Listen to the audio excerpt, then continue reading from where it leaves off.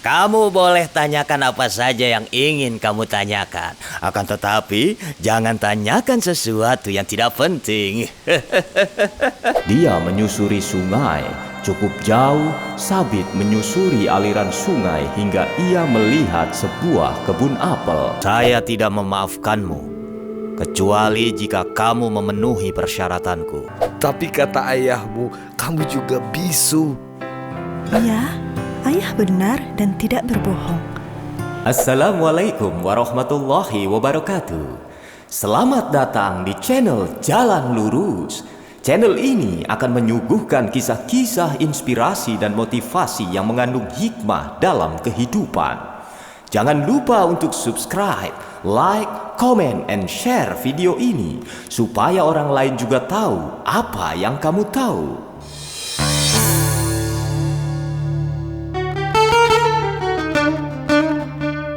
Terkisahkan, seorang lelaki bersumpah tidak akan menikah sebelum mendapat saran dari 100 orang yang dia temui dalam perjalanan pencariannya.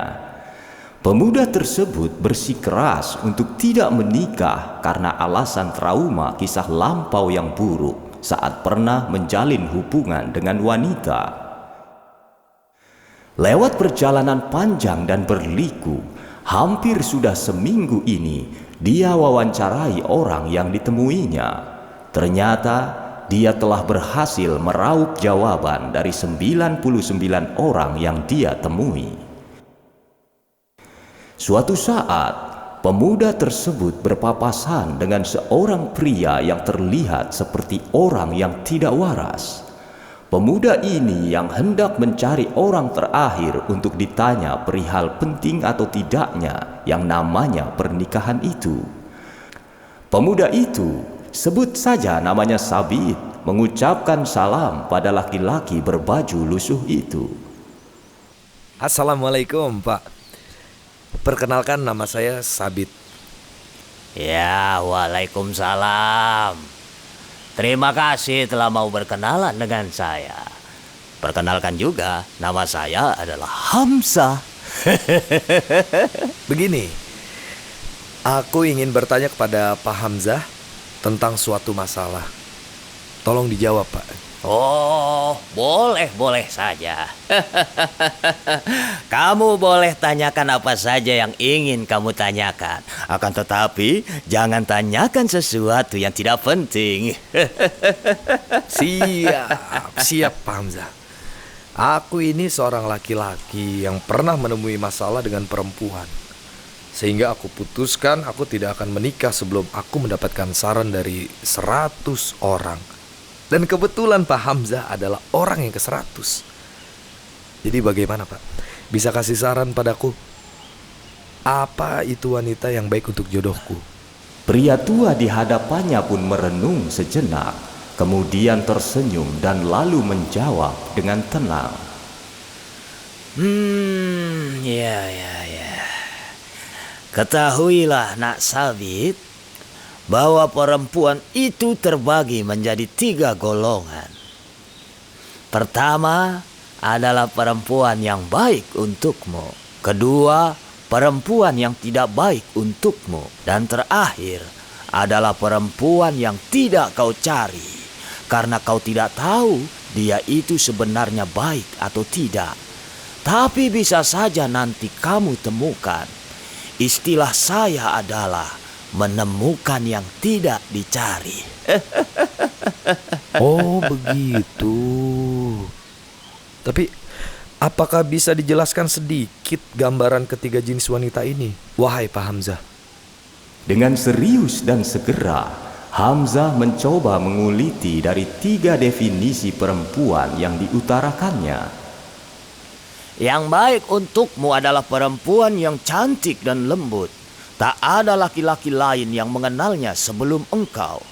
Jika perempuan itu melihat sesuatu yang menyenangkan, maka dia akan memuji. Dan jika dia melihat sesuatu yang tidak menyenangkan, maka dia akan menutupinya. Adapun masalahnya pada perempuan jenis ini adalah perempuan itu yang melahirkan anak darimu, tapi dia lalu merampas hartamu. kemudian diserahkan kepada anakmu, dia tidak akan berterima kasih sedikit pun kepada engkau, wahai Sabit, meskipun engkau telah berbuat banyak baginya. Dia melakukan itu karena rasa cemburu yang berlebihan. Kemudian perempuan yang tidak baik untukku itu seperti apa? Jika dia melihat sesuatu yang menyenangkan, maka dia akan berkata, "Ini yang aku sukai." Tapi jika ia melihat sesuatu yang tidak menyenangkan, maka dia akan berkata, "Aku rindu suamiku yang pertama," jika dia seorang janda. Dan jika dia sebelumnya seorang gadis, maka dia berkata, "Aku rindu pada pacar pertamaku dan aku menyesal menikah denganmu." Red. Jadi jika engkau ingin menikah, wahai Sabit, maka pilihlah dari dua jenis perempuan itu. Namun jika tidak mampu, maka sebaiknya jangan menikah. Begitu jawab Hamzah dengan mantap. Sabit pun tertegun. Kemudian dengan semangat dia bertanya kembali. Lalu bagaimana dengan kriteria yang ketiga, Pak? Yang ketiga, kau tidak tahu dia itu baik atau buruk untukmu, karena dia di luar kriteria yang ada di kepalamu. Dan menurutku, ini juga tidak mudah untukmu saat kamu menemukan yang tidak kamu cari. Kecuali kamu ikhlas. Si pemuda terdiam seraya mencerna perkataan pria di hadapannya yang jika dilihat dari penampilannya menyerupai orang yang kurang waras. Tapi nyatanya jawaban pria tersebut menurut Sabit adalah jawaban terbaik dari 99 orang yang ditanyainya sebelumnya.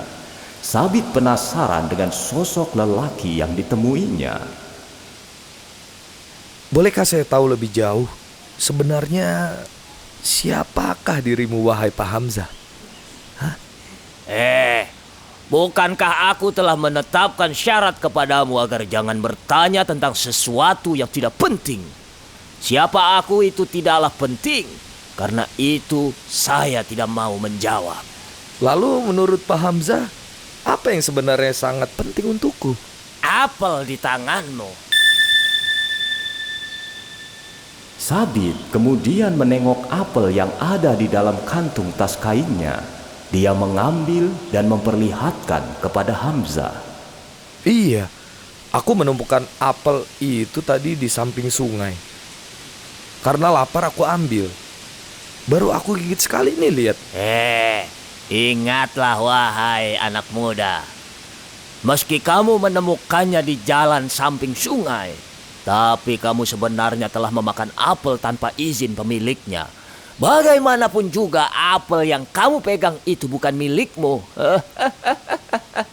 Kok berani-beraninya kamu gigit? Buah ini kan sebenarnya dihasilkan dari sebuah pohon yang ditanam oleh seseorang. Nah, bagaimana bisa kamu memakan sesuatu yang bukan milikmu? Mendengar ucapan serius dari Pak Hamzah, nampak Sabit seperti menyesal. Jujur, saya sangat menyesal. Lalu sekarang apa yang harus aku lakukan? Aku adalah orang yang ke-100 yang kamu tanya tentang jodoh dan kriteria perempuan. Berarti aku adalah orang yang terakhir. Cukup, masalah itu sudah berakhir. Sudah tidak penting lagi. Sudah tidak penting lagi. Kini masalahmu yang terpenting adalah mengembalikan apel itu kepada pemiliknya. Karena ingat, wahai Sabit, karena ingat, Tuhan Maha melihat. Sebab bagaimana kamu bisa menemukan jodoh yang baik kalau dirimu sendiri belum baik, wahai Sabit? Iya, tapi kemana aku harus mengembalikannya? Coba susuri sungai itu. Karena kamu menemukannya dari situ. Mungkin saja di sana ada perkebunan. Cepatlah minta kerelaan dan pemaafan dari si pemilik apel. Sekarang aku pamit. Aku pergi untuk berkelana kembali. Sampai jumpa, Sabit. Baik Pak Hamzah. Terima kasih atas saran dan nasihatnya. Hati-hati di jalan ya Pak. Hamzah mengangguk dengan tersenyum. Kemudian dia pergi meninggalkan Sabit.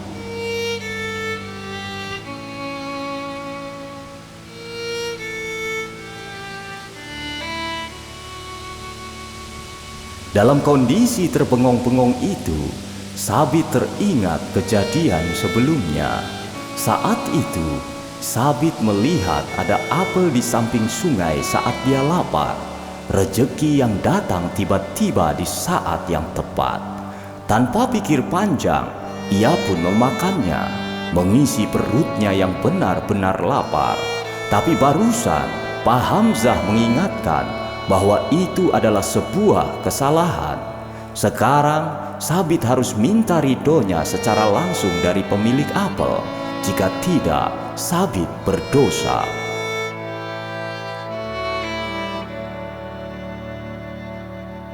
Sabit pun kemudian mengikuti saran Pak Hamzah.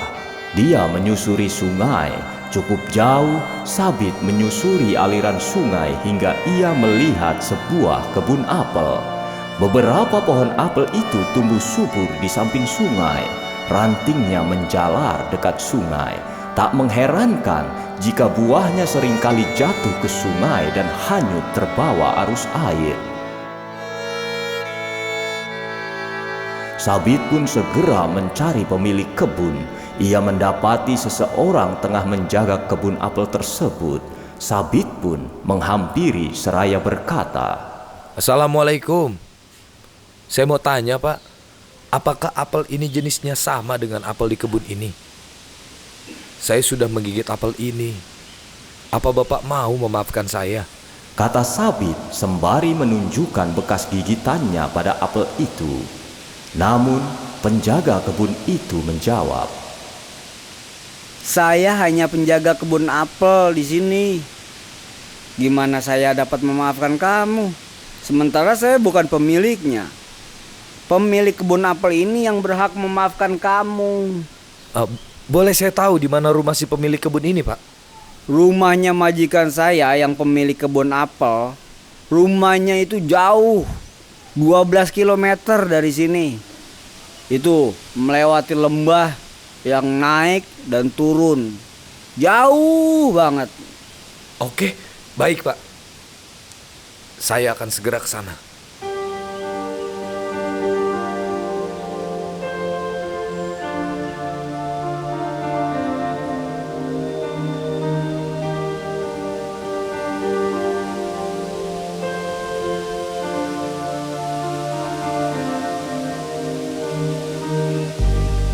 walau harus menempuh jarak sekitar 12 km, Sabit tak putus asa untuk mencari keredoan pemilik apel itu. Akhirnya ia sampai di sebuah rumah besar dengan pekarangan besar. Sabit dengan perasaan gelisah mendekati rumah itu, diliputi pertanyaan di keningnya. Apakah si pemilik kebun akan memaafkannya?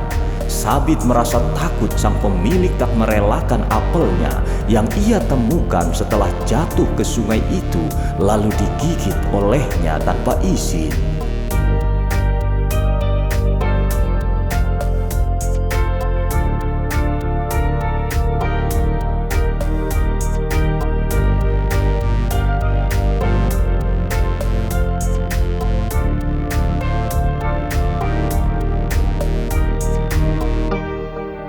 Sabit lalu mengetuk pintu rumahnya yang besar itu. Lalu Sabit mengucapkan salam. Seorang pria tua, si pemilik kebun apel, membuka pintu.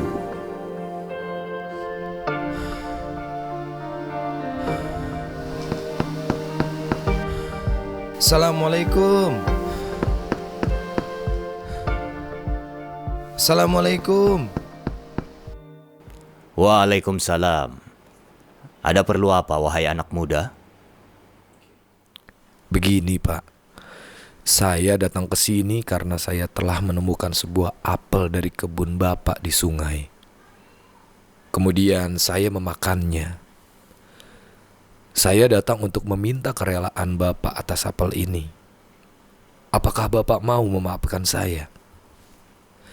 Saya telah menggigitnya tanpa izin dari Bapak, dan ini yang tersisa. Ucap Sabit memelas sambil memperlihatkan apel yang digigitnya. Agak lama pemilik kebun apel itu terdiam mendengar ucapan Sabit. Lalu Sabit pun merasa deg-degan ketika sang tuan rumah berkata, Tidak, saya tidak rela, Nak. Badan Sabit langsung dingin semua mendengar jawaban majikan si pemilik apel. Tapi kemudian Sabit bertanya lagi. Jadi apa yang harus saya lakukan supaya saya mendapat maaf dari Bapak? Saya tidak memaafkanmu, kecuali jika kamu memenuhi persyaratanku. Apa persyaratannya, Pak? Tanya Sabit harap-harap cemas. Dengan tegas pemilik kebun apel menjawab, Kamu harus mau menikahi putriku. Jeder!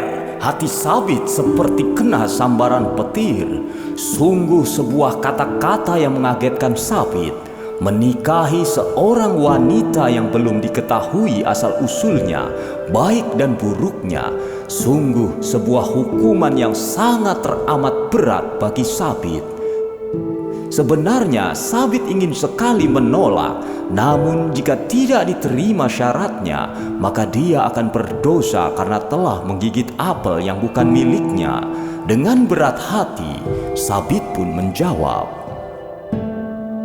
Kalau itu adalah syarat dari Bapak, maka saya siap untuk menikahi putri Bapak. Tapi ingat, dia itu cacat.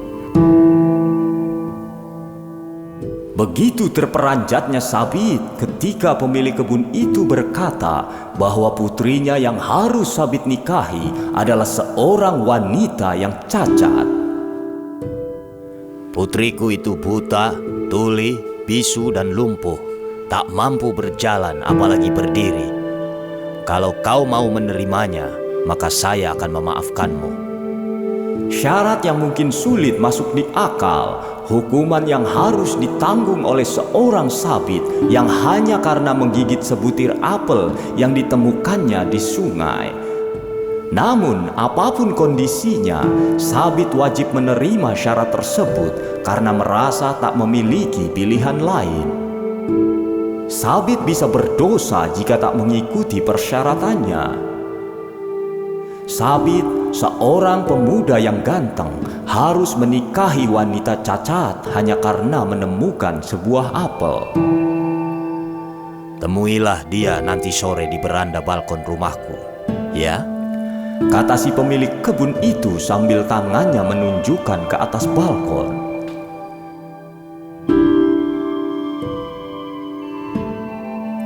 Saat senja, Sabit pun menemui calon istrinya yang cacat itu.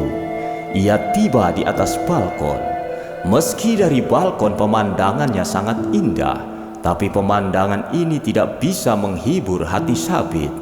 Hatinya diisi oleh konflik yang luar biasa. Namun pemuda gagah itu tetap bertekad memenuhi syarat sang pemilik kebun apel. Sabit pun mengucapkan salam ketika dia menemui calon istrinya.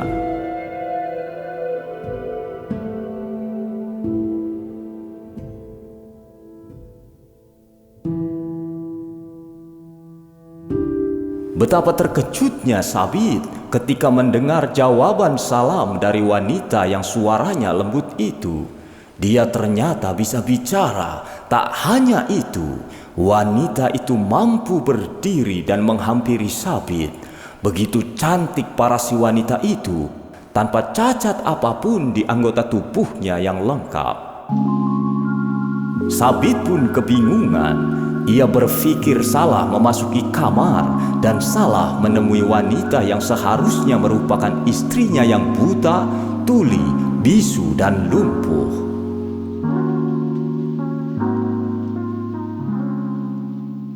Assalamualaikum.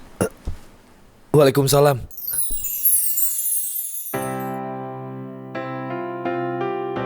Kenapa kamu bingung?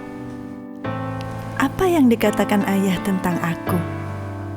Tanya si gadis kepada Sabit yang wajahnya dipenuhi rasa tak percaya. Kata ayahmu, kamu adalah seorang gadis buta. Begini, kenapa ayahku bilang begitu? Karena menurut ayahku, aku buta karena aku tidak pernah melihat sesuatu yang dimurkai oleh Tuhan. Masih heran, Sabit bertanya lagi. Tapi kata ayahmu, kamu juga bisu. Ayahku benar, sebab menurut ayahku, aku tidak pernah mengucapkan satu kalimat pun yang membuat Tuhan marah. Tapi ayahmu juga mengatakan kalau kamu itu bisu dan tuli. Ayahku benar, demi Allah, aku tidak pernah mendengar satu kalimat pun, kecuali yang diizinkan oleh Tuhan. Tapi ayahmu juga bilang kalau kamu itu lumpuh. Ya, ayah benar dan tidak berbohong. Aku tidak pernah melangkahkan kakiku ke tempat yang Tuhan larang.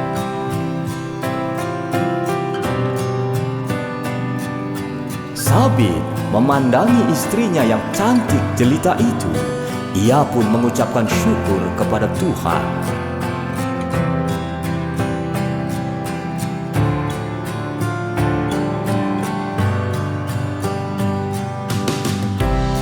Sang pemilik kebun kagum dengan sifat kehati-hatian Sabit dalam memakan sesuatu hingga jelas kehalalannya. Melihat kegigihan dan kejujuran Sabit, ia pun berkeinginan menjadikan Sabit sebagai menantunya untuk dinikahkan dengan putrinya yang saleha.